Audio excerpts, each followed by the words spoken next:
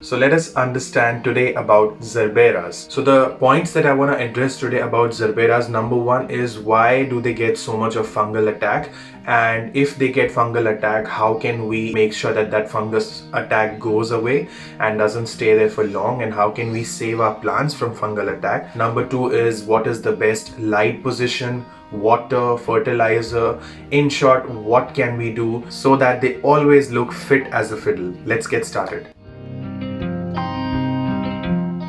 So these two, as you can see, are the smaller ones, the dwarf varieties of Gerbera daisies. These two ones are the bigger ones. There's not much difference, but the only difference is obviously the size that, of the flowers and the leaves.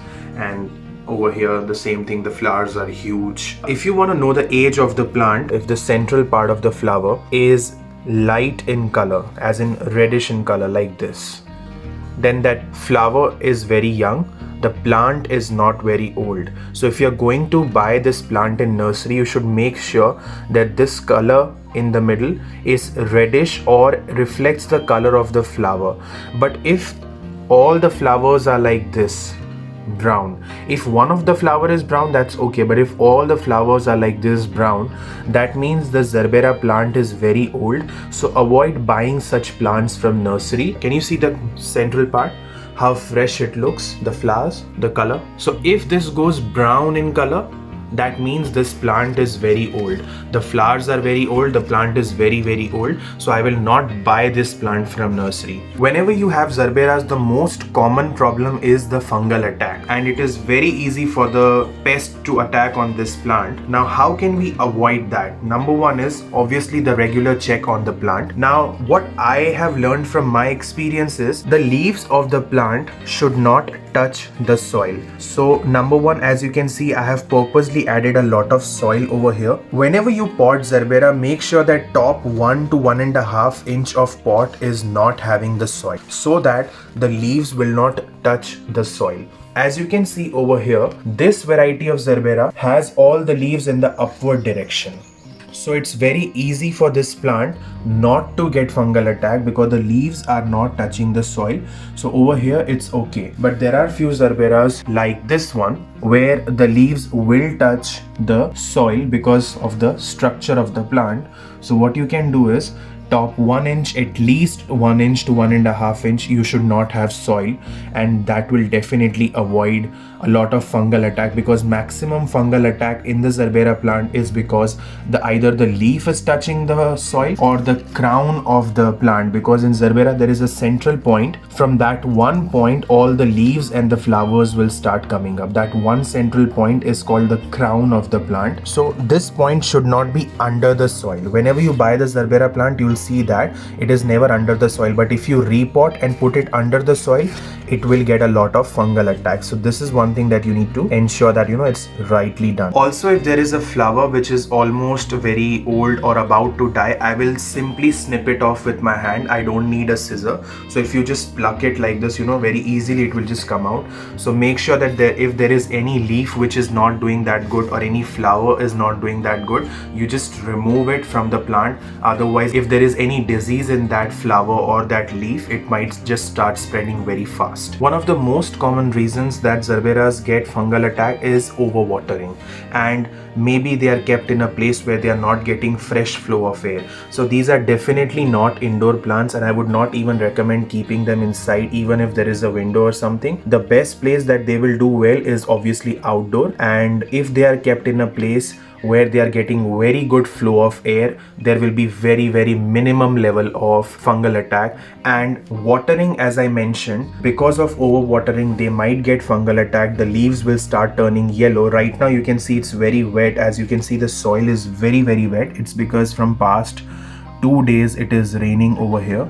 So that is the reason. Otherwise, if I have to mention about watering, let's say if it is a winter season, you have to give it very less amount of water. At least the top 1 inch of the soil has to be dry. Minimum 1 inch has to be dry. and only then you will water. And if it is summer, it will require definitely a lot of water. But again, if you check the soil, if it is dry and only then you water, it will avoid the fungus. You will see more and more blooms coming up. Now if you look at the flowers of Gerbera, they have this bright radiant color and they have this rejuvenating energy in them. Now if you see the flowers or the leaves of this plant drooping as in wilting, going in the downwards direction, looking sad, there are two reasons for it. Number one, maybe there is lack of water. So what I will do is I will just hold the pot in my hand and I will check the weight. If it is very lightweight, that means there is no water inside the pot, and if it feels a bit heavy to me, that means it has water in it. And obviously I can always put my finger and check the moisture level in the soil, but that is one reason. The second reason can be the lack of nutrients, because these flowers, they bloom so well. Now obviously when a plant has to bloom so well, it requires a lot of food and lot of nutrients. So what I do is every month I give it solid fertilizer. Now when I say solid fertilizer, in my case it is a mixture of organic compost and cow manure. That is what I give. I will just take the mixture, one handful of mixture, and I will just give it to the top part of the soil once in a month. That's it. I do not recommend giving this plant a lot of liquid fertilizer. The maximum that you can do is giving it banana skin water and nothing else is required. I would prefer giving it solid fertilizer, that's it. Now there are two reasons that you should give a lot of fertilizer, as in once in a month, to your plant. It gives all the nutrients to your plants, so what happens is your plant becomes strong. It gets that energy to fight against the diseases, so it will not get any disease anytime sooner. The second most important reason is when you add fertilizer to the soil gets this tendency to keep the plant moist, give that plant that moist environment, because if your soil does not have organic compost or any manure or any fertilizer, it will not be a very moist soil. So you know, Gerberas, they love moist soil. They don't like wet soil. There is a big difference between moist and wet soil. What is moist soil? Just the normal garden soil, and then mix some fertilizer in it. I would avoid mixing coco peat, because if you mix coco peat in the Gerbera soil, it will be extremely moist, and then your Gerberas won't like it. So avoid coco peat in this case. Normal fertilizer is all good. Also, the soil of Gerbera plant should be well drained. So if it is in a pot, there should be definitely a lot of holes in the bottom part of the pot so that the water easily drains out. And the second thing is, if you can mix some sand, as in beach sand. If you don't have beach sand, you can mix some perlite. When you mix perlite in your soil, it just becomes well drained. If you don't have these things, what you can do is, if you can manage getting some pebbles or stones from anywhere and you can mix it in your soil, that will also make your soil well drained, because well drained soil will keep these plants very happy. Next important thing that I want to cover is sunlight. Sunlight is very important for these plants, and they need sunlight for giving more and more blooms. If these plants are in a dark place, they might still give leaves and the leaves will be very green, but guess what, they won't bloom, and we don't want any Gerbera that doesn't bloom. So let's divide the sunlight into two parts. Let's say it is winter season. Now when I say winter season, I mean it's less than, let's say, 25 degrees Celsius, so less than 20 degrees Celsius. These plants will love 5 to 6 hours of morning sunlight. Morning sunlight is very good for these plants. Now let's say it is summer season. Now when I say summer season, it means more than 30 degrees Celsius. Then only 2 or maximum 3 hours of morning sunlight is more than enough for these plants. They don't need any more than that.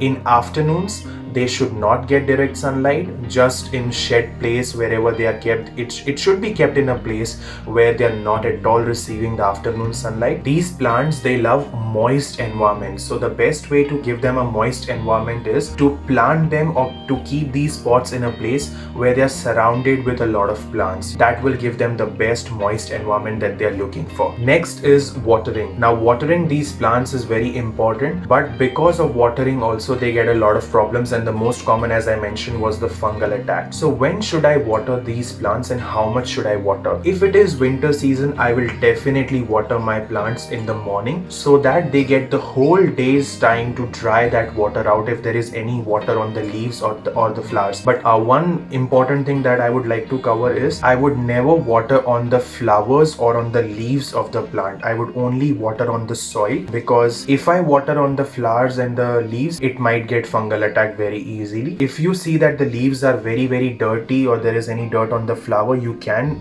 wash it with the water, but definitely in the morning so that they can dry up in the entire day's time. Now let's say it is a summer season in your place. In summer season, again, there are two options. You can water the plants in the morning, but if you forgot them because of any reason, you can water them in the evening as well, because still in the evening they have that time to dry up. But if you take my personal suggestion or opinion, I would any day prefer watering my plants in the morning and not in the evening. Now these plants, few places they bloom only for couple of months, and if they are taken well care of, they might bloom for the entire year. The best suitable temperature for these plants is from 15 degrees Celsius to around 28 degrees Celsius. Now if it is hotter than that in your place, provide giving them some shed, and if they are in the shed, they will feel a little bit cooler and they might bloom more. And if you are living in a place where it is colder, it is less than 15 degrees Celsius, try to give it more and more sunlight so that they feel a little bit warmer, and then they might bloom there as well. Now there is also a lot of myth that Gerbera plants are seasonal plants and within few months they will die. Honestly, this has not happened with me. I have had Gerbera plants for 2-3 years and the same plant for 2-3 years. So if you take care of your Gerbera, they will not die up to 2-3 years. That is because of my experience, but what I have read in the researches and in the testimonies of people,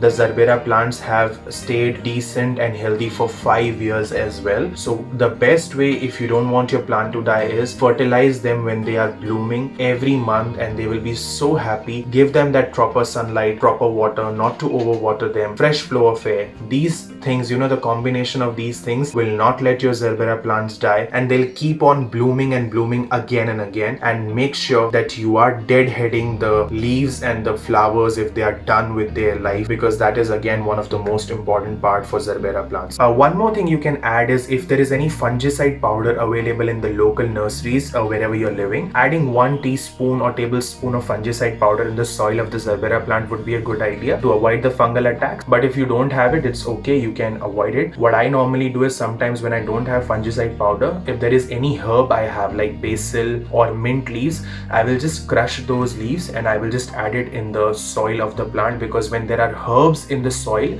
it avoids pest attack and fungal attack. So you can use these things and you can keep your Gerbera plants happy forever. Do comment below if there is anything that you feel that you want to know more about Gerbera, and I'll be very happy to help you. Bye bye.